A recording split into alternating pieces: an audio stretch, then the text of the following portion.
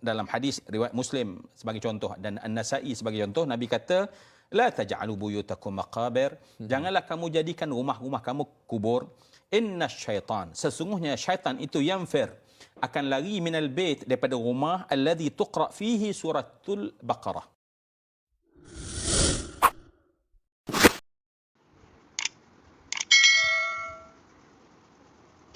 Tak nampak itu masalah. Jadi mungkin persoalan Nurul Huda tadi adalah tentang bagaimana tentang adanya gangguan-gangguan datang daripada yang bukan bersifat lahiriah, ya.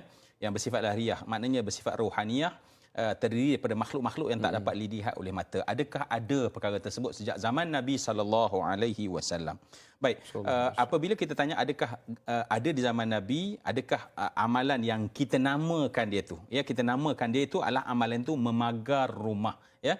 Kita mendapati bahawa banyak sekali hadis Nabi SAW yang menceritakan tentang bahawa adanya gangguan-gangguan daripada makhluk-makhluk yang namanya syaitan, ya.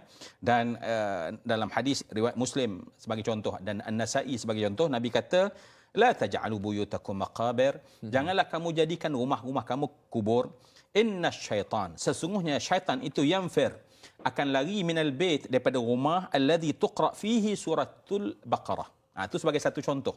Nabi memberitahu bahawa sesungguhnya syaitan yang bersifat makhluk halus yang mengganggu rumah tangga, merosakkan rumah tangga tersebut, akan lari daripada satu rumah yang dibacakan padanya surah Al-Baqarah. Jadi kita dapati bahawa Nabi secara langsung, tetapi dalam istilah kita kata itulah yang dikatakan memagar tadi. Maknanya apabila ahli rumah tersebut membaca suratul Baqarah dalam konteks hadis tadi, maka ia menjadi pelindung ataupun menjadikan syaitan yang ada di dalamnya lari dan tak akan mampu datang mengulanginya kembali. Jadi elok sangatlah dalam suasana sekarang ni, paling tidak ulang-ulangkan, ya, dalam kawalan perjalanan, ya.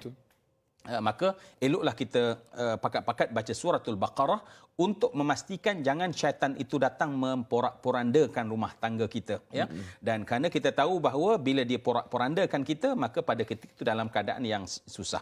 Dalam sebuah hadis riwayat Imam An-Nasa'i sebagai contoh, berlaku kepada seorang sahabat bernama Ubay bin Ka'ab, ya. Ubay bin Ka'ab ni seorang yang dermawan seperti separa sahabat yang lain. Kemudian beliau satu ketika menjemur anggur, menjemur tamar yang kering. Kemudian dia dapati bahawa ada benda yang bergerak dan memakan dan mengurangkan dia punya. Dan secara cepatnya bahawa dia dapati bahawa ada satu makhluk yang bukan manusia, dan pada ketika dia tanya, dan dia adalah jin, ya. Cuma dia kata jin ini, dia kata kami dengar bahawa kamu adalah seorang pemurah dan aku nak merasai kepemurahan kamu itu.